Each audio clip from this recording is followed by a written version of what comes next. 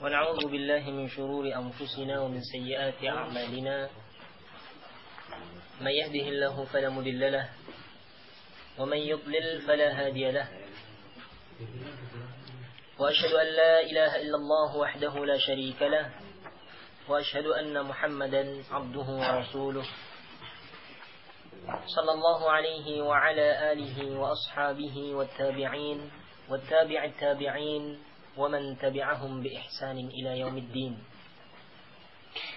فقال تعالى في القرآن العظيم: يا أيها الذين آمنوا اتقوا الله حق تقاته ولا تموتن إلا وأنتم مسلمون. يا أيها الناس اتقوا ربكم الذي خلقكم من نفس واحدة وخلق منها زوجها وبث منهما رجالا كثيرا ونساء واتقوا الله الذي تساءلون به والأرحام إن الله كان عليكم رقيبا. يا أيها الذين آمنوا اتقوا الله وقولوا قولا سديدا يصلح لكم أعمالكم ويغفر لكم ذنوبكم ومن يطع الله ورسوله فقد فاز فوزا عظيما. أما بعد، فإن أصدق الحديث كتاب الله وخير الهدي هدي محمد صلى الله عليه وعلى آله وصحبه وسلم وشر الأمور محدثاتها فإن كل محدثة بدعة وكل بدعة ضلالة وكل ضلالة في النار. أعاذنا الله وإياكم من النار. إخواني في الدين أعزاني وأعزكم الله. Alhamdulillah, segala puji hanya milik Allah Subhanahu wa taala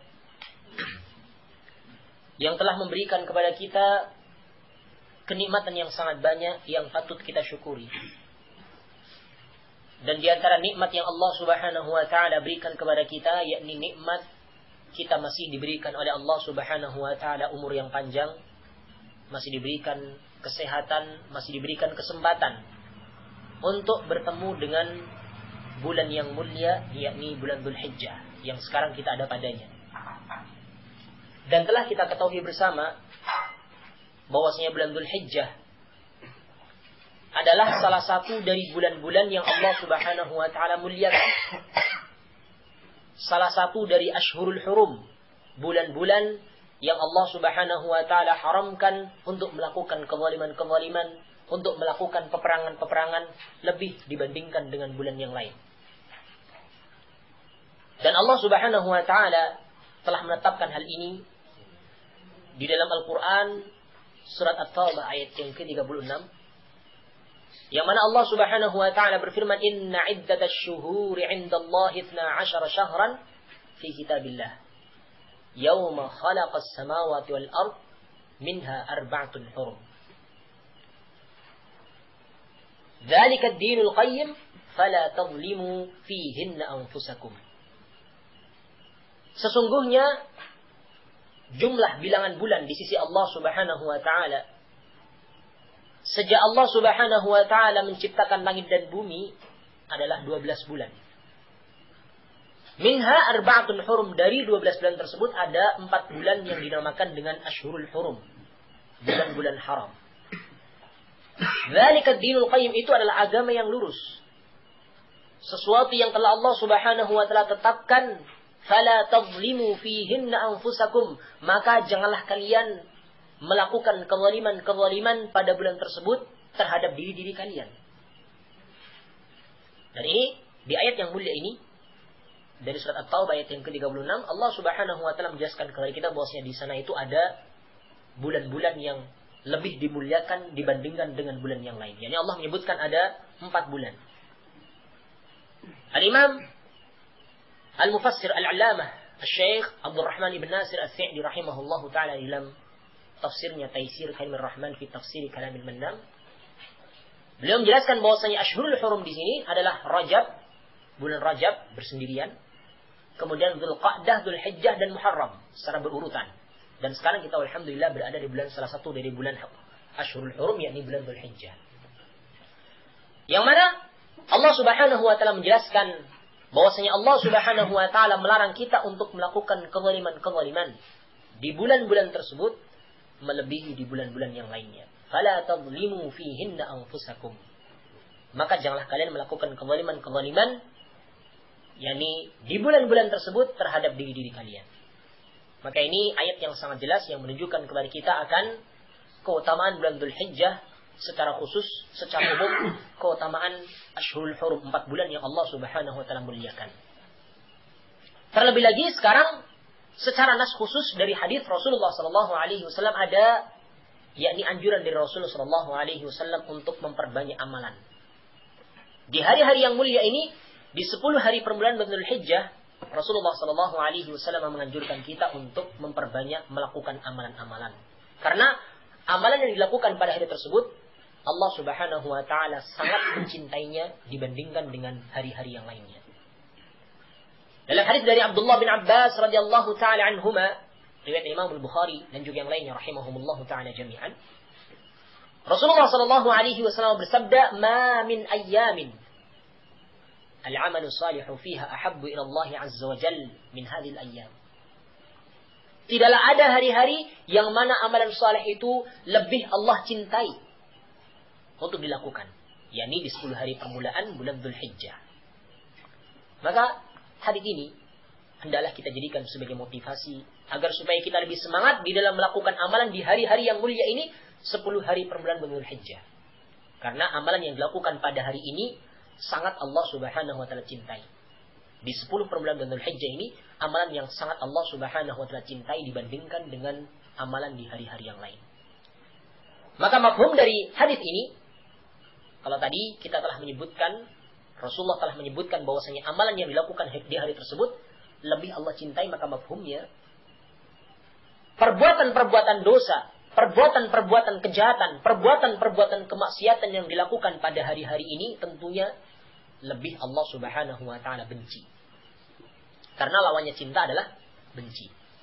Kalau Allah cinta dengan amalan yang saleh dilakukan pada hari ini, berarti Allah benci dengan perbuatan jelek, perbuatan dosa, kemaksiatan-kemaksiatan, kejahatan-kejahatan yang dilakukan pada hari-hari ini. Maka ini mafhum dari hadis tersebut. Maka ini sekaligus sebagai targhib wa tarhib, sebagai anjuran, motivasi, dan juga yakni ancaman. Anjuran untuk kita melakukan amalan saleh dan ancaman jangan sampai kita melakukan kemaksiatan-kemaksiatan, perbuatan-perbuatan dosa. Terlebih lagi di hari yang mulia ini. Hari-hari yang mulia ini 10 bulan Dzulhijjah. Secara khusus lagi, Rasulullah sallallahu alaihi wasallam yakni menganjurkan kepada kita kaum muslimin untuk melakukan puasa, meskipun ini puasa yang bukan wajib, puasa sunnah, ketika seorang meninggalkan tidak berdosa. Tapi kita ingat, keutamaannya sangat besar, pahalanya sangat besar di sisi Allah Subhanahu wa taala bagi mereka orang yang mau melakukan puasa pada hari Arafah, pada tanggal 9 bulan Dzulhijjah. Pada hari Arafah ini, kaum muslimin yang sedang melakukan ibadah haji, mereka itu sedang melakukan ibadah yang agung, wukuf di padang Arafah. Sementara kita kaum muslimin, yakni yang ada di seluruh penjuru dunia, kita disyariatkan untuk melakukan puasa yang namanya puasa Arafah. Puasa tanggal 9 Dzulhijjah. Dahulu Abu Qatadah Al-Ansari radhiyallahu ta'ala anhu pernah meriwayatkan sebuah hadis bahwasanya Rasulullah sallallahu alaihi wasallam pernah ditanya tentang keutamaan apa yang didapatkan bagi mereka orang yang berpuasa Arafah. Maka Rasulullah sallallahu alaihi wasallam bersabda, puasa Arafah itu yukaffirus sanatal madiyata wal baqiyata. Puasa Arafah itu akan bisa menghapuskan kesalahan-kesalahan, akan bisa menghapuskan perbuatan-perbuatan dosa setahun yang telah berlalu dan setahun yang akan datang. Ini hadis dari Imam Muslim dan juga yang lainnya rahimahumullah ta'ala jami'an. Ini tentunya keutamaan yang hanya ada di bulan Dzulhijjah, hanya ada di hari secara khusus, yakni hari Arafah. Allah Subhanahu wa taala akan menghapuskan kesalahan-kesalahan, Allah Subhanahu wa taala akan menghapuskan perbuatan-perbuatan dosa yang dilakukan setahun yang telah berlalu dan setahun yang akan datang. Dan tentunya dalam hal ini kita harus memahami hadis ini sesuai dengan pemahaman yang benar. Jangan kita pahami hadis ini sesuai dengan nafsu kita, sesuai dengan keinginan kita. Karena tentunya ketika kita memahami hadis tersebut dengan sesuai nafsu kita, sesuai keinginan kita, kita akan berpemahaman dengan pemahaman yang keliru. Apakah kemudian kita beranggapan kalau saya sudah puasa Arafah berarti besok saya melakukan perbuatan dosa apapun? Ya terserah, yang penting dosa saya sudah diampuni. Apakah seperti ini? Tidak. Bukan ini maksudnya. Kalau penghapusan dosa setahun yang telah berlalu jelas. Berarti Allah Subhanahu wa Ta'ala telah menghapuskan dosa-dosa kita, mengampuni dosa-dosa kita setahun yang telah berlalu. Ini tentunya dosa yang kaitannya antara haknya manusia dengan Allah. Allah telah ampuni. Tapi tidak dengan haknya sesama manusia. Kalau haknya sesama manusia, ini urusannya rumit. Rumit apa? Karena tentunya kita tidak bisa berlepas begitu saja. Ketika kita punya hutang dengan orang, kemudian lah sudah puasa Arafah, berarti hutang saya sudah lunas. Tidak bisa. Dosa saya berarti sudah diampuni. Tidak bisa. Ya. Tidak bisa seperti ini. Karena hal ini tentunya akan keliru. Yang Anda punya motor, dipinggir sana.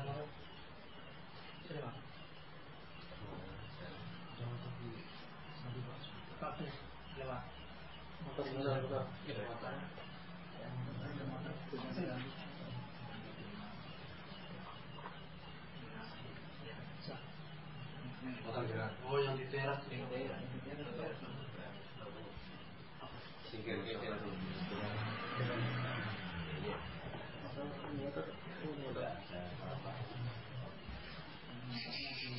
Kita lanjutkan kembali.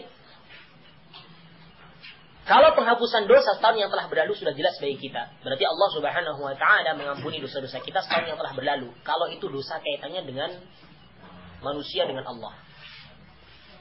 Tapi kalau dosa itu kaitannya dengan haknya manusia, dengan manusia yang lain, maka tentunya harus meminta maaf. Harus mengembalikan hak-hak saudara kita. Jangan kita kemudian beranggapan dosa saya sudah lunas, tidak. Tapi harus minta maaf. Kalau sesama manusia, ini manusia tentunya tidak semua orang itu memiliki kelapangan dada. Ada orang yang selalu menyimpan dendam. Kecuali dengan cara, yakni kita meminta maaf kepada dia. Maka ini seperti ini harusnya. Kemudian bagaimana maksud Allah mengampuni dosa kita setahun yang akan datang?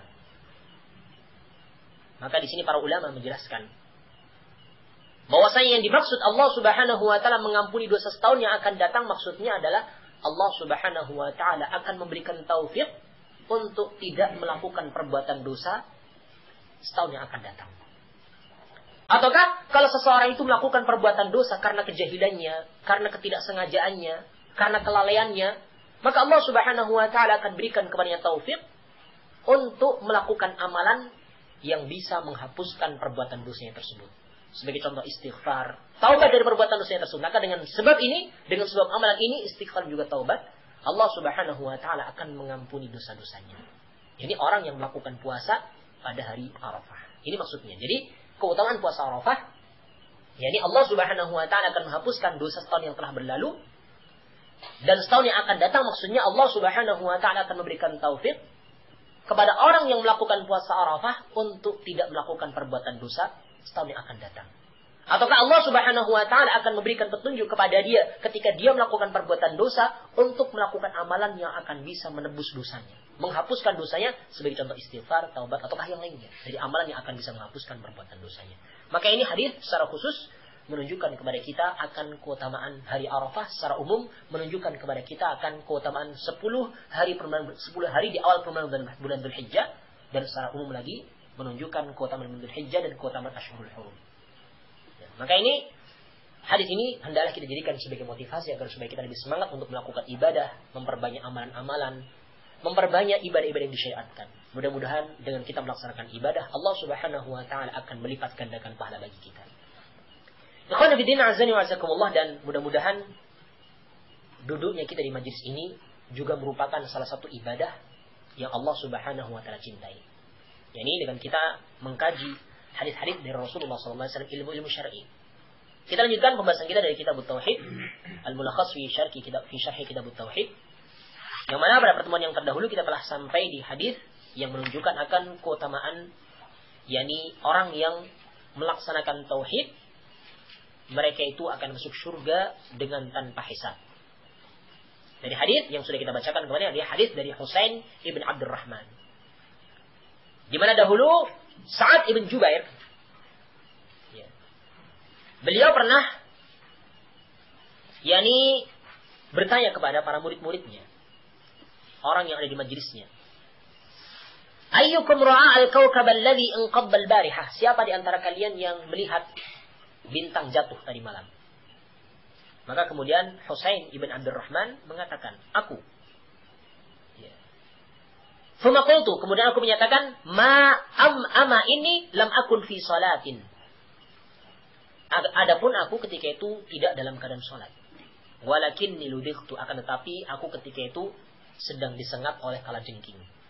Disengat oleh binatang liar, oleh binatang yang berbisa. Qala, kemudian Sa'id ibn Jubair menyatakan, fama sanata, apa yang kamu lakukan ketika kamu disengat oleh binatang tersebut? Qultu irtaqaitu, maka aku pun meru'yah bekas sengatan tadi. Kemudian sebagaimana kebiasaan para ulama salaf, ketika lihat ada orang yang melakukan suatu perbuatan, ditanya apa dasarnya, apa dalilnya. Beliau pun menyatakan, Sa'id bin Jubair menyatakan, fama hamalaka ala dzalik, apa yang membawa engkau untuk melakukan hal itu, untuk meru'yah ketika habis disengat? Maka Husain ibn Abdurrahman mengatakan, haditsun haddatsanahu Sya'bi. Yang membawa aku untuk melakukan hal itu adalah sebuah hadis yang mana Asy-Sya'bi telah menceritakan kepada kami. Qala, maka Sa'id bin Jubair menyatakan, wa ma haddatsakum, apa yang Asy-Sya'bi menceritakan kepada kalian? Qultu, aku katakan. Husain ibn Abdurrahman menyatakan, haddatsana an Buraidah ibn Husayb annahu qala, telah menceritakan kepada kami dari Buraidah ibn Husayb bahwasanya beliau menyatakan, la ruqyata illa min ainin aw humatin. Tidak ada ruqyah kecuali karena penyakit ain ataukah karena humah, karena sengatan binatang yang berbisa. Qala, maka Sa'id ibn Jubair menyatakan, qad ahsana man intaha ila ma sami'a, sungguh sangat bagus orang yang melakukan apa yang telah dia dengar, mengamalkan hadis yang dia dengar. Kemudian selanjutnya Sa'id bin Jubair ingin mengarahkan Husain ibn Abdurrahman ini kepada yang lebih baik dari apa yang dia lakukan tadi. Walakin haddatsana Ibnu Abbas 'an Nabi sallallahu alaihi wasallam annahu qala, akan tetapi telah menceritakan kepada kami Abdullah bin Abbas dari Nabi sallallahu alaihi wasallam bahwasanya beliau bersabda, "Uridat 'alayya al-umamu fara'aitu an-nabiyya wa ma'ahu ar-rahtu wan nabiyyu wa ma'ahu ar-rajul war-rajulan wa nabiyyu wa laysa ma'ahu ahadun." Telah diperlihatkan kepadaku pada malam Isra dan Mi'rajnya Rasul, umat-umat yang banyak, baik umat yang terdahulu maupun umat yang akan datang, diperlihatkan. Maka aku melihat ada seorang nabi yang bersamanya hanyalah beberapa orang, tidak lebih dari 10. Dan seorang nabi yang bersamanya hanyalah 1 ataukah 2 orang saja, pengikutnya cuma 1 ataukah 2 orang saja. Dan bahkan di sana juga ada nabi yang tidak memiliki pengikut sama sekali. Idrofi ali sawadun azim, tiba-tiba terlihatlah olehku sosok-sosok yang banyak, orang yang banyak, sawadun azim. Fadharantu annahum ummati, dan aku mengira kalau itu adalah umatku, tapi ternyata bukan. Faqila, dikatakan kepadaku, hadza Musa wa qaumu, ini adalah Musa dan juga kaumnya. Fanadhartu fa idza sawadun azim, dan aku melihat lagi ternyata di sana ada kelompok, beberapa orang yang banyak, kelompok orang yang banyak. Sekumpulan orang yang sangat banyak. Faqila li hadhihi ummatuk, dikatakan kepadaku, ini adalah umatmu wahai Muhammad. Wa ma'ahum 70,000 yadkhuluna al-jannata bighairi hisabin wala 'adzab, dan bersama mereka umatmu itu ada 70,000 orang yang akan masuk surga dengan tanpa hisab, dengan tanpa azab. Kemudian thumma nahadha, Rasul pun bangkit berdiri dan pergi. Fadakhala manzilahu, kemudian beliau pun masuk ke rumahnya. Fakhadha an-nasu fi ulaika, maka orang pun berbincang-bincang, membicarakan, membahas tentang siapa mereka 70,000 orang yang masuk surga dengan tanpa hisab, dengan tanpa azab. Nah, maka sebagian mereka ada yang menyatakan, fala'allahum alladzina sahibu Rasulullah sallallahu alaihi wasallam, maka barangkali mereka ini adalah orang-orang yang bersahabat dengan Rasulullah sallallahu alaihi wasallam. Sebagian mereka ada yang menyatakan, fala'allahum alladhina wuridu fil Islam wa lam yusyriku billahi syai'a. Sebagian mereka ada yang menyatakan mereka ini barangkali orang yang terlahir dalam keadaan Islam dan tidak pernah menyekutukan Allah dengan sesuatu apapun. Wa dzakaru asya, dan mereka banyak menyebutkan pendapat yang lainnya. Maka kemudian Rasulullah SAW keluar dari rumahnya dan menghabarkan kepada mereka tentang siapa 70.000 orang yang masuk surga dengan tanpa hisab, dengan tanpa adab. Maka Rasul menyatakan, hum alladzina la yastarqun wa la yaktawun wa la yatatayyarun wa 'ala rabbihim yatawakkalun. Sifat 4 ini. Mereka 70.000 orang yang masuk surga dengan tanpa hisab, dengan tanpa adab adalah orang-orang yang la yastarqun, tidak pernah meminta diru'yah, yang pertama. Wa la yaktawun, tidak pernah meminta dikai, melakukan pengobatan dengan cara kai, yakni membakar besi panas kemudian ditempelkan di salah satu dari titik-titik yang ada dalam tubuhnya. Wa la yatatayyarun, dan mereka itu tidak pernah bertatayur, yakni pesimis, beranggapan-anggapan sial dengan sesuatu yang terjadi. Entah itu dengan melihat burung, dengan melihat cicak, dengan melihat kucing, dengan melihat apapun. Ini namanya tatayur. Ya. Dan yang keempat, secara umum Rasul katakan, wa 'ala rabbihim yatawakkalun. Dan mereka ini adalah orang-orang yang bertawakal kepada Rabb mereka. Ini 4 sifat, yakni sifat-sifat orang yang masuk surga, 70.000 orang yang masuk surga dengan tanpa hisab, dengan tanpa adab. Kemudian selanjutnya berdirilah seorang sahabat yang bernama Ukasyah ibn Mihsan, di mana beliau menyatakan, ud'ullaha ayyaj'alani minhum. Wahai Rasulullah, berdoalah kepada Allah agar supaya Allah menjadikan aku termasuk mereka 70.000 orang yang masuk surga dengan tanpa hisab, dengan tanpa adab. Qala, maka Rasul menyatakan, anta minhum, engkau termasuk dari mereka. Termasuk 70.000 orang yang masuk surga dengan tanpa hisab, dengan tanpa adab. Kemudian ada laki-laki lain yang berdiri, juga mengatakan yang sama, ud'ullaha ayyaj'alani minhum. Berdoalah kepada Allah agar supaya Allah menjadikan aku termasuk dari mereka. Maka Rasul pun mengatakan kepada orang tersebut bahwasanya Ukasyah telah mendahului engkau dengan hal permintaan ini. Ikhwan fillah azani wa jazakumullah, hadis yang agung yang menunjukkan kepada kita jelas pembahasan kita kali ini, yakni tentang balasan ataukah keutamaan bagi orang yang merealisasikan tauhid, melaksanakan tauhid, bahwasanya Allah Subhanahu wa taala itu akan memasukkan mereka ke dalam surga dengan tanpa hisab, dengan tanpa adab. Sekarang sebelum kita membahas faedah dari hadis ini, terlebih dahulu di sini kita akan sedikit membahas tentang yakni biografi dari orang-orang yang ada dalam hadis ini. Tarajimur rijal al-waridah asma'uhum fil hadis. Tarjamah yakni biografi, yakni orang-orang yang tertera disebutkan nama-nama mereka dalam hadis yang mulia ini. Yang pertama, perawi hadis ini yakni Husain ibn Abdurrahman. Huwa Husain ibn Abdurrahman as-Sulami al-Harithi min tabi'i at-tabi'in. Beliau adalah Husain ibn Abdurrahman as-Sulami al-Harithi. Beliau termasuk atba'ut tabi'in, yakni generasi ketiga. Sahabat generasi pertama, kedua tabi'in, yang ketiga adalah atba'ut tabi'in.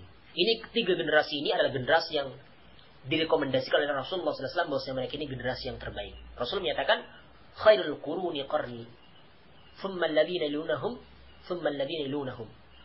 Sebaik-baik generasi adalah generasiku, ini para sahabat. Kemudian yang datang setelahnya, tabi'in dan atba'ut tabi'in. Dan ini Husain ibn Abdurrahman termasuk dari atba'ut tabi'in.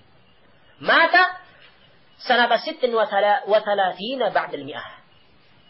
Dan beliau meninggal pada tahun 136. Pada tahun ke-136 Hijriah. Ya, walahu 93 sanatan, dan beliau itu memiliki umur 93 tahun.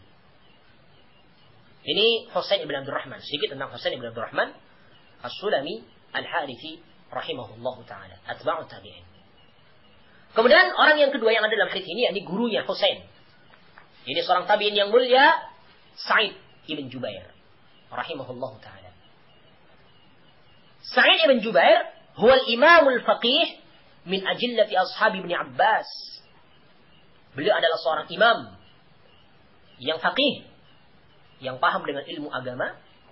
Beliau termasuk di antara sahabatnya, yakni murid-muridnya Abdullah bin Abbas yang mulia. Ya, termasuk di antara yakni yakni pembesarnya murid-muridnya Abdullah bin Abbas, yakni belajarnya itu dari Abdullah bin Abbas radhiyallahu taala anhuma. Qatalahu Al-Hajjaj ibn Yusuf. Tapi Hajjaj ibn Yusuf membunuh Sa'ad ibn Jubair rahimahullahu taala sanata 95 pada tahun 95 Hijriah. Walam yukmil al-khamsin, dan beliau ketika itu belum sempurna umur 50 tahun. Ya. Ini sedikit tentang Sa'id ibn Jubair. Ternyata orang yang mulia seperti ini ternyata meninggalnya dalam keadaan dibunuh. Yang membunuh siapa? Yang membunuh ini bahkan gubernur Syam ketika itu, yang bernama Hajjaj ibn Yusuf Al-Thaqafi. Dan kita tahu Hajjaj bin Yusuf Al-Thaqafi ini adalah salah satu dari gubernur yang di bawah pimpinan Abdul Malik ibn Marwan.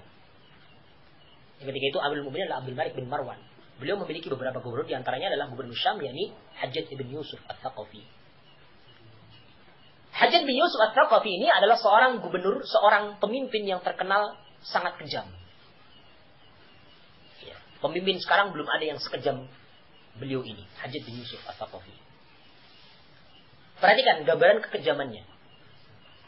Awal kali Hajjaj bin Yusuf diangkat sebagai seorang pemimpin, seorang gubernur di daerah Syam, beliau datang ke masjid. Kemudian beliau melihat ada seorang yang tidak hormat dengan Hajjaj bin Yusuf, dengan beliau ini. Kemudian beliau pun penggal. Tidak main-main, dipenggal. Cuma gara-gara tidak hormat, dipenggal. Dipenggal dan kepalanya ditaruh di depan masjid. Diumumkan, siapa yang berani melawan saya akan perlakukan sebagaimana orang ini. Ini Hajjaj bin Yusuf Al-Thaqafi. Sekarang ada pemimpin yang seperti ini? Kalau membunuh mungkin ada, cuma dengan tangannya orang lain.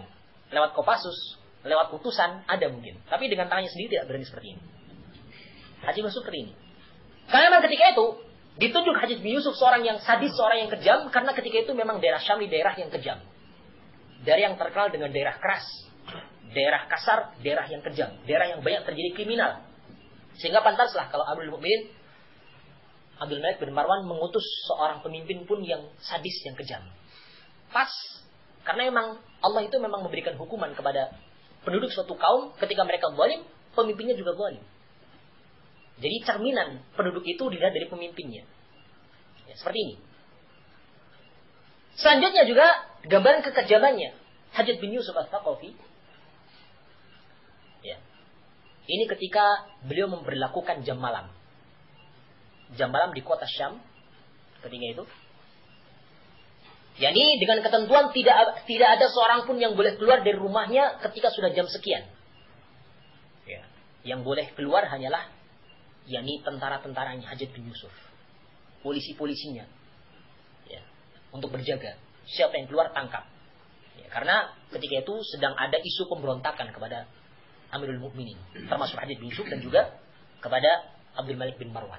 Sehingga pantaslah kalau pemimpin memberlakukan jam malam. Tidak ada seorang pun yang boleh keluar dari rumahnya ketika sudah melewati jam tertentu, jam malam. Ketika itu ada seorang penggembala dari daerah pedalaman yang masuk ke kota karena mengikuti kambing yang hilang, kambing yang lolos. Sehingga masuk sampai dalam kota dan ditangkap oleh prajuritnya Hajjaj bin Yusuf. Dan dihadapkan ke Hajjaj bin Yusuf, bahwasanya tertangkap si fulan. Ini seorang Arab pedalaman, seorang apa? Seorang pedalaman. Dan ditanya oleh Hajjaj bin Yusuf, tahukah kamu kalau di kota ini diberlakukan jam malam? Apa jawaban gembala tersebut? Tidak tahu. Saya datang ke sini hanya mengikuti kambing saya yang lepas. Sehingga saya sampai masuk ke kota. Karena kamu tidak tahu, maka hukumanmu dipenggal. Ini kejam sekali seperti ini. Tapi ini pun, ya, orang seperti ini pun ternyata masih punya apa namanya? Masih punya pengampunan kepada salah seorang yang pernah menolongnya. Masih percaya dengan sebuah hadis. Dahulu pernah ada sebuah kisah lagi tentang Hajjaj bin Yusuf. Ini cuplikan-cuplikan saja. Enggak kisah secara lengkap. Kalau secara lengkap saya enggak hafal seluruhnya. Pernah Hajjaj bin Yusuf ini tenggelam tenggelam di lautan. Kemudian ada seorang nelayan yang menolongnya, berusaha menolongnya, betul-betul berusaha. Padahal tahu ini Hajjaj bin Yusuf seorang pemimpin yang zalim, seorang pemimpin yang fajir. Nelayan ini pun dengan berusaha susah payah menolong. Setelah ditolong, kemudian Hajjaj bin Yusuf tanya, tahukah kamu siapa saya? Ya, saya tahu. Engkau adalah pemimpin yang kejam. Seperti itu jawaban nelayan. Kemudian Hajjaj bin Yusuf ketika itu sebenarnya sudah marah, cuman tahan emosinya. Nah, ditanya, kenapa kamu menolong saya? Karena aku tidak mau kamu mati syahid. Karena telah datang kepada saya sebuah hadis bahwasanya orang yang meninggal dunia dalam keadaan tenggelam mati syahid. Saya tidak mau kamu mati syahid. Akhirnya Hajjaj bin Yusuf pun sebenarnya sudah geram juga. Tanya lagi, apakah kamu tadi pagi sholat subuh berjamaah di masjid? Ya, saya sholat subuh berjamaah di masjid. Kemudian Hajjaj bin Yusuf membawakan sebuah hadis yang menunjukkan keutamaan seorang yang sholat subuh di masjid. Bahwasanya mereka itu di bawah zimmatullah, di bawah tanggungan dari Allah. Maka saya tidak akan melanggar sesuatu yang telah Allah jamin. Ini Hajjaj bin Yusuf masih percaya dengan hadis. Ini kisah Hajjaj bin Yusuf. Dan di antara orang yang dibunuh karena kekejaman Hajjaj bin Yusuf adalah seorang tabi'in yang sedang kita baca hadisnya ini. Sa'id bin Jubair. Kisahnya Sa'id bin Jubair ini diindikasikan terlibat pemberontakan bersama Abdurrahman ibn Ash'ath. Abdurrahman bin Ash'ath ini juga salah seorang jenderalnya, kalau bahasa sekarang itu jenderalnya Abdul Malik bin Marwan. Sebenarnya sleting antara Abdurrahman bin Ash'ath dengan Hajjaj bin Yusuf, sleting sebenarnya. Satu letting asalnya. Kalau bahasa kita itu sama-sama jenderalnya, sama-sama petingginya.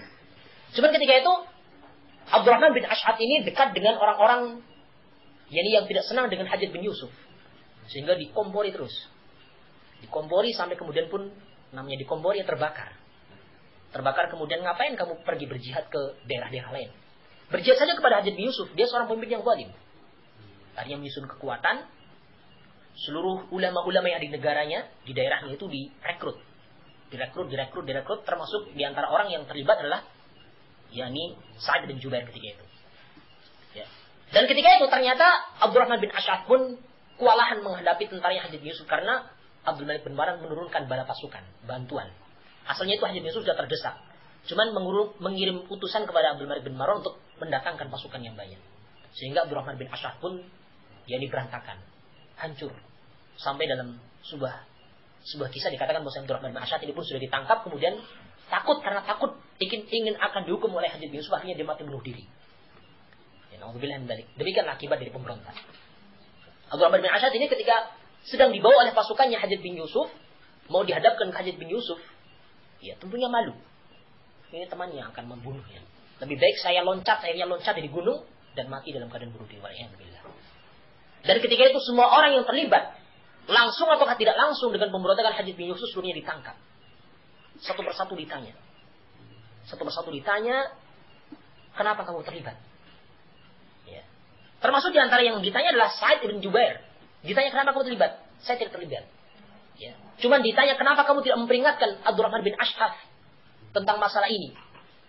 Ya, maka kemudian setelah sampai semua pemimpin, semua ulama yang ada di negerinya sudah dibunuh. Satu persatu ditanya, alasannya apa? Bunuh.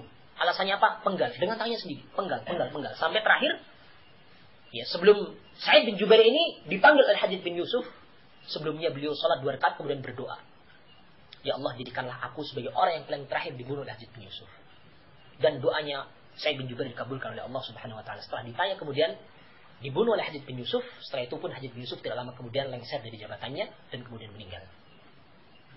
Jadi ini Sa'id bin Jubair ini termasuk orang yang terakhir dibunuh oleh Hajjaj bin Yusuf Ats-Tsaqafi. Ini sedikit tentang kisahnya Sa'id bin Jubair dan juga Hajjaj bin Yusuf yang telah membunuhnya. Nah, kemudian Asy-Sya'bi ismuhu Amir ibn Shurahil Al-Hamdani. Wulida fi khilafati Umar wa huwa min thiqati tabi'in. Mata sanata 3 ba'da al-mi'ah. Asy-Sya'bi, beliau adalah namanya Amir ibn Shurahil Al-Hamdani. Beliau dilahirkan pada masa kekhalifahan Umar bin Khattab radhiyallahu anhu. Ini seorang tabi'in ya. Beliau termasuk di antara tabi'in yang thiqah, yang kokoh dalam hal ilmunya, kokoh dalam hal agamanya. Beliau meninggal pada tahun 103 Hijriah. Al-Imam Asy-Sya'bi rahimahullah ta'ala. Kemudian Buraidah bidhammi awwalihi wa fathi thanihi, dengan mendhammahkan awalnya dibuatnya bu, kemudian ra'nya huruf yang kedua itu difathahkan, Buraidah. Beliau adalah Ibnu Husayb ibn Harith al-Aslami, sahabiyun syahir. Beliau adalah Ibnu Harith al-Aslami, seorang sahabat yang mulia, seorang sahabat yang terkenal. Mata sanata 63.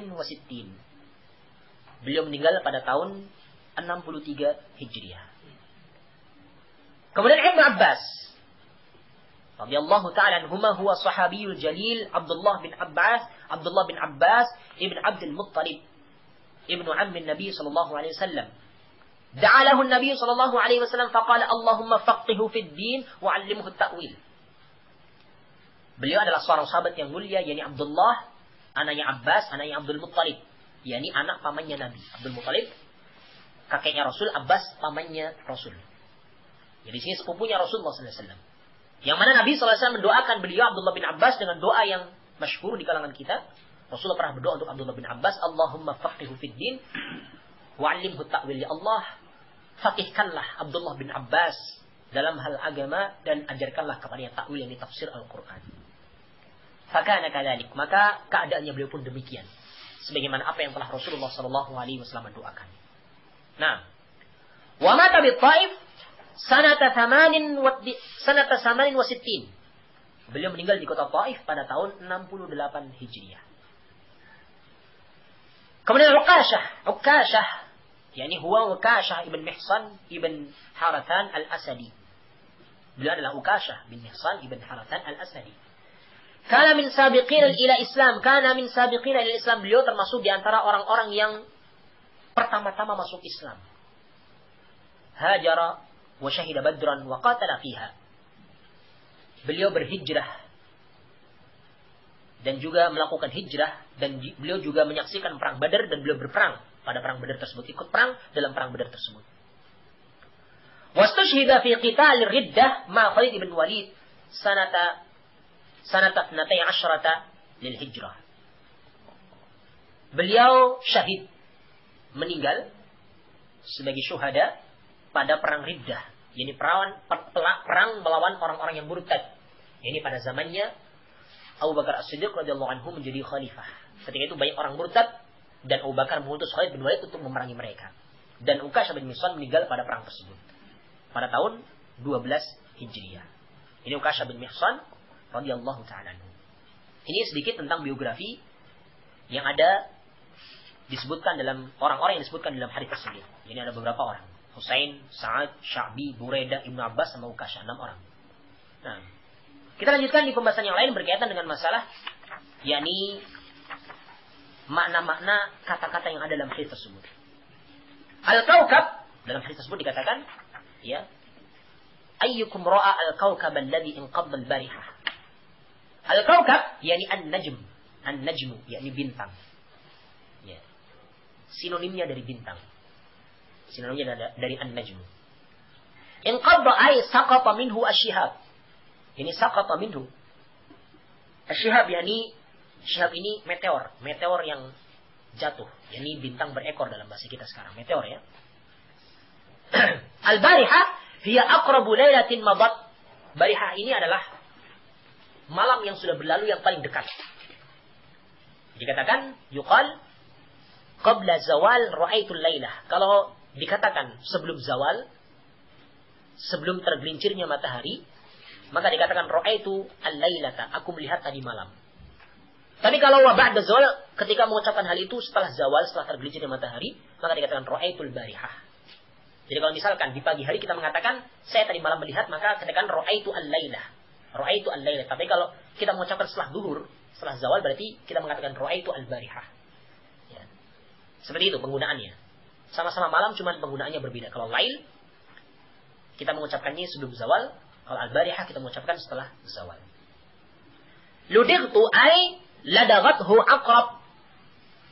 Yani kalajengking telah menyengatnya.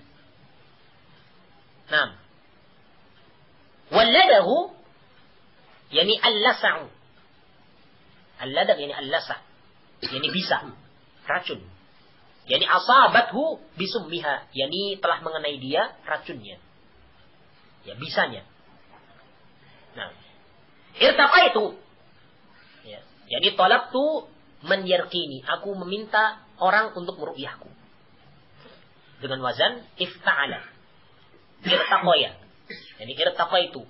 Yani ifta'ala bimana talab. Aku meminta orang meruqyahku. Waruqyah dan ruqyah adalah qiraatul Quran wal ad'iyah asy-syar'iyyah 'ala al-musabi bi maradin wa nahwihi. Yani membacakan Al-Qur'an ataukah doa-doa yang disyariatkan bagi orang yang terkena sakit ataukah yang semisal dengannya. Ini ruqyah namanya. Membacakan Al-Qur'an ataukah doa-doa yang disyariatkan yani kepada orang yang terkena sakit atau yang semisal dengannya. Kemudian ma hamalaka 'ala dzalik maksudnya adalah ma hujjatuka 'ala jawazi dzalik. Apa hujahmu? Apa argumenmu? Apa alasanmu untuk membolehkan perbuatan itu? Ya. Ini perkataan dari yani Sa'id ibn Jubair bertanya kepada Husain ibn Abdurrahman. Kemudian la ruqyata illa min ainin. Tidak ada ruqyah kecuali pada penyakit ain. Ain di sini asalnya adalah al-ain isabatul ain ghairahu bi'ainihi. Yakni terkena pandangan mata orang lain yakni dengan matanya. Maksudnya terkena mungkin bisa jadi itu yakni kedengkian dari orang lain ketika orang lain melihat apa yang kita lakukan ataukah ketika melihat apa yang kita miliki. Ini namanya penyakit ain seperti ini. Terkadang orang itu tidak ada sebab apa-apa atau sakit. Bisa jadi itu karena ada orang yang tidak senang dengan kita kemudian dia melihat kita dengan pandangan yang sinis, dengan pandangan yang terdapat padanya yakni kedengkian ataukah yang lainnya. Ini penyakit ain. Dan ini bisa mengenai apapun. Baik itu mengenai diri kita sendiri, mengenai rumah kita, mengenai binatang kita, mengenai kendaraan kita bisa. Ini ain bisa terkena seperti semua itu. Kalau misalkan kita punya kendaraan baru, orang tidak senang, ya tahu-tahu ya, namanya ain ya, dilihat oleh orang dengan pandangan tidak senang, sehingga dia mendoakan doa yang jelek. Ya. Kemudian tahu-tahu terkena apa-apa. Ini bisa seperti ini. Ini ain namanya, penyakit ain. Nah, tidak ada sebabnya tahu-tahu sakit. Tidak ada sebabnya tahu-tahu, ya ini terkena. Ini penyakit ain seperti ini. Nah, kemudian selanjutnya al-humatin al-humah yakni summul aqrab wa syabahuha, yakni racunnya kalajengking atau yang semisal dengannya. Nah, ini humah. Man intaha ila ma sami'a ay akhadha bima balaghahu min al-ilmi bi khilafi man ya'malu ala jahlin aw la ya'maluhu bima ya'lam. Yani akhadha bima balaghahu. Dia mengambil sesuatu yang telah sampai kepadanya. Baik itu berupa ilmu ataukah yang lainnya. Berbeda halnya dengan orang yang mengamalkan dengan kebodohannya ataukah dia itu la ya'malu bima ya'lam, tidak mau mengamalkan apa yang dia tahu. Nah, maka qad ahsana man intaha ila ma sami'a. Sungguh sangat bagus orang yang mau mengamalkan apa yang dia dengar. Ilmu yang telah sampai kepadanya diamalkan. Hari yang telah sampai kepadanya diamalkan ini sungguh seorang yang sangat bagus. Ini berkata dari Abdullah dari Jubair bin yani Sa'id bin Jubair rahimahullah taala. Uridat 'alayya al-umam. Yani qila kana dzalika lailatul Isra. Diperlihatkan kepadaku umat-umat dikatakan bahwasanya hal itu terjadi pada malam Isra. Isra dan Mi'raj yang Rasul sallallahu alaihi wasallam. Ai arahu Allahu mithalaha idza ja'at yaumil qiyamah. Allah Subhanahu wa taala memperlihatkan kepada beliau sallallahu alaihi wasallam yakni permisalan. Yani apabila di yaumul qiyamah akan datang nanti umat-umat yang banyak. Umatnya nabi-nabi yang terdahulu akan datang di yaumul qiyamah. Seperti ini keadaannya. Diperlihatkan oleh Allah Subhanahu wa taala kepada Rasulullah sallallahu alaihi wasallam. Nah, ar-rahtu yakni al-jama'atu dunal ashri, yakni sekelompok orang di bawah 10. Ya, tidak lebih dari 10. Yani di bawah 10 ini dikatakan ar-rahtu. Laisa ma'ahu ahadun ay lam yattabi'hu min qaumihi ahadun, ya ini tidak ada seorang pun dari kaumnya yang mengikutinya. Ada nabi yang tidak ada seorang pun dari kaumnya mengikutinya. Nah, seperti itu. Sawadun azim. Yani ashkhasun katsirah. Yani individu-individu yang banyak. Yani sosok-sosok orang yang banyak. Fadhanantu annahum ummati ay likafratihim wa bu'dihi anhum. Fala yumayyizu a'yanahum. Yani karena banyaknya mereka dan karena jauhnya beliau dari mereka sehingga beliau tidak bisa membedakan yakni orang-orangnya tersebut yang mereka sebutkan tersebut. Ya, yang ada di beliau lihat tadi, beliau tidak bisa bedakan. Sehingga beliau mengira bahwasanya mereka ini adalah umatnya beliau. Musa, yakni Musa bin Imran, Kalimur Rahman. Musa bin Imran, yakni Kalimur Rahman. Seorang yang diajak bicara oleh Ar-Rahman, Allah Subhanahu wa taala. Wa qawmuhu yakni atba'uhu ala dinihi min Bani Israil, yakni orang yang mengikuti Musa, ini mengikuti agamanya Musa dari kalangan Bani Israil. Nah, kemudian bila hisabin wala adab, ay la yuhasibuna wa la yu'adzabun. La yuhasabuna wa la yu'adzabun qabla dukhulihim al-jannah li tahqiqihim at-tauhid. Jadi mereka tidak dihisab, tidak diadab sebelum masuknya mereka ke surga karena mereka itu melaksanakan tauhid. Thumma nahadha ay qama, yani kemudian beliau berdiri, yani pergi. Fa khaba an-nasu fi ulaik ay tabahat al-hadiruna wa ikhtalafu في هؤلاء 70 بأي عمل نالوا هذه الدرجة فإنهم لم ينالوها إلا بعمل فما هو. Jadi maksudnya mereka itu tabahatha al-hadirun. Orang-orang yang hadir ini saling membahas, saling mencari-cari dan mereka berselisih, yakni tentang mereka 70.000 orang ini. Nah, bi ayyi amalin nalu hadhihi darajah, dengan amalan apa mereka bisa mendapatkan derajat seperti ini? yakni masuk surga dengan tanpa hisab, dengan tanpa adab. Dan bahwasanya mereka itu tidak mendapatkan derajat seperti itu kecuali dengan amalan, tapi amalannya apa? Mereka bicarakan. Nah, fakhbaruhu, maka Rasulullah SAW menghabarkan kepada mereka tentang siapa itu 70.000 orang yang masuk surga dengan hisab, dengan tanpa adab. Yani dzakaru lin Nabi sallallahu alaihi wasallam ikhtilaf. Fakhbaruhu, kemudian mereka menyebutkan ya. Jadi maksudnya dzakaru lin Nabi sallallahu alaihi wasallam, mereka menyebutkan kepada Nabi sallallahu alaihi wasallam ikhtilafahum. Yani persisihannya mereka tentang maksud biha ula'is sab'in. Maksud dari 70.000 orang ini. La yasarqun la yatlubuna man yarqihim istighna'an 'anil nas. Mereka ini orang-orang yang tidak meminta orang lain untuk meru'yahnya. Tidak meminta orang lain untuk meru'yah mereka ini karena mereka merasa cukup, merasa tidak butuh dari manusia. Mereka hanyalah butuh kepada Allah Subhanahu wa taala dalam hal menyembuhkan penyakitnya. Nah, walaitawun yani la yas'aluna ghairahum ayyakuyahum binnar. Mereka tidak meminta kepada orang lain untuk mengkai, melakukan pengobatan dengan cara kai dengan menggunakan api. Ya. Walaitatayyarun yani la yatasya'amun bituyur wa nahwiha, tidak berpesimis. Tidak tasya'um, yani pesimis dengan burung-burung ataukah yang semisal dengannya.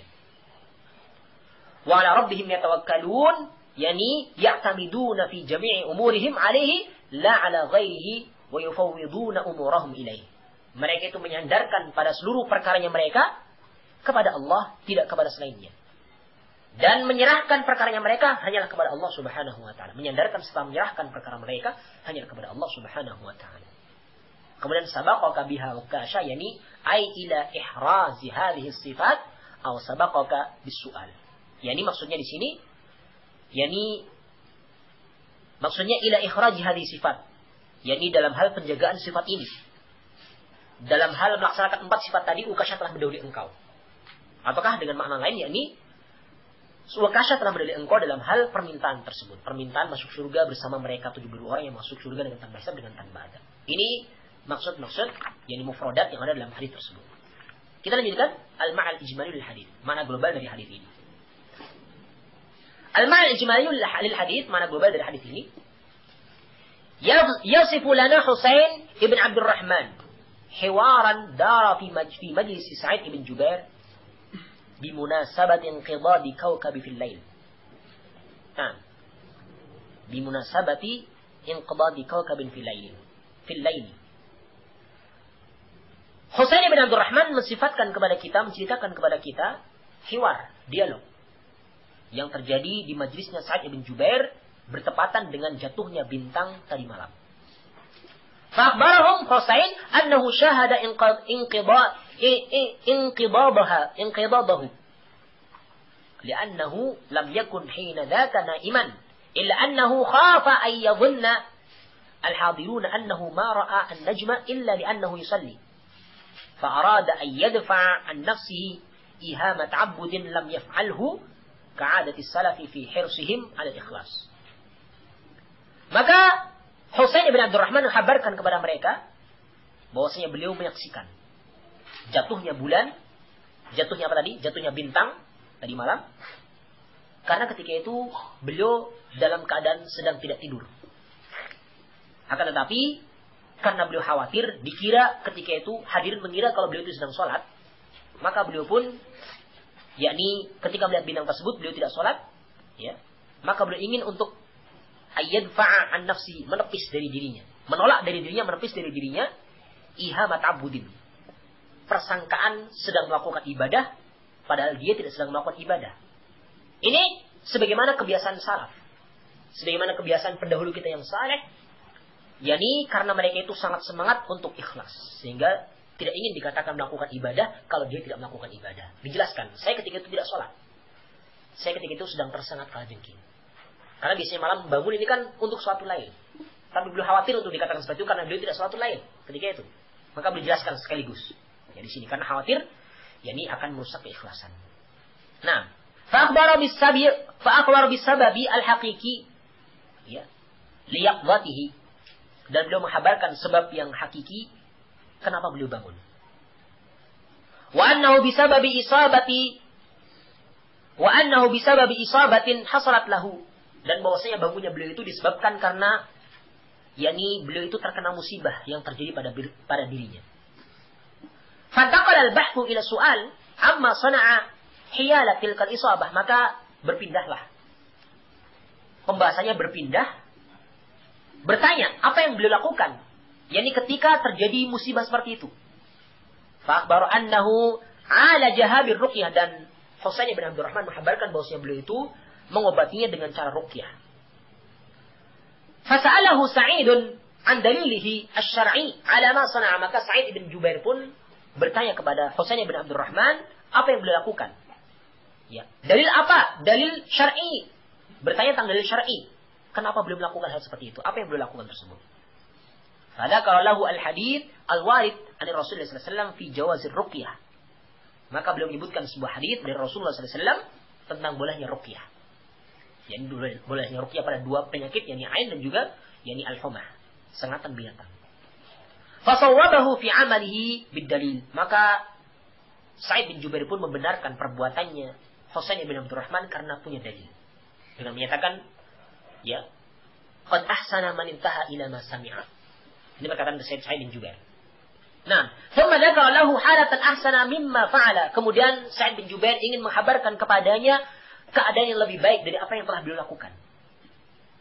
Wa hiya at-taraqqi ila kamalit tauhid bi tarkil umuril makruhati mal hajid ilaiha. yakni menyebutkan kepada beliau sesuatu yang lebih tinggi, sesuatu yang lebih mulia, yakni kepada sempurnanya tauhid dengan meninggalkan perkara yang dibenci bersama ada butuh kepadanya, bersama adanya kebutuhan kepadanya. Tawakkulan 'ala Allah, dalam rangka untuk bertawakal kepada Allah Subhanahu wa taala, kahalati 70,000 kahalati 70,000 alladzina yadkhuluna al-jannata bila hisabin wala 'adab. Sebagaimana keadaannya 70,000 orang yang masuk surga dengan tanpa hisab, dengan tanpa adab. Haitsu wasafahum ar-rasul sallallahu alaihi wasallam bi annahum yatrukuna ar-ruqyata wal kayya tahqiqan lit-tauhid. Di mana Rasulullah sallallahu alaihi wasallam mensifatkan mereka 70,000 orang yang masuk surga dengan tanpa hisab, dengan tanpa adab, yakni mereka itu meninggalkan ruqyah, maksudnya meninggalkan untuk meminta di ruqyah.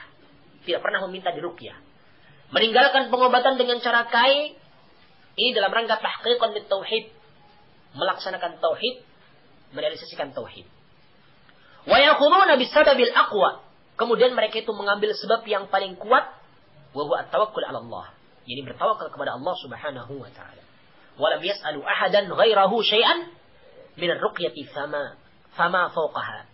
Dan mereka ini 70,000 orang yang masuk surga dengan tanpa hisab, dengan tanpa adab ini, mereka tidak meminta kepada seorang pun, ya, yakni untuk meruqyah, apalagi yang lebih daripada itu. Ya. Demikian ya. Ini makna global dari hadis tersebut. Adapun untuk munasabatul hadis lil bab dan juga mustafadul hadis insyaallah, atau ini kita lanjutkan pertanyaan-pertanyaan ini masih lumayan banyak ya, tentang faedah yang diambil dari hadis ini. Nah, wallahu taala a'lam wa a'lam. Maaf. Subhanakallahumma wa bihamdika.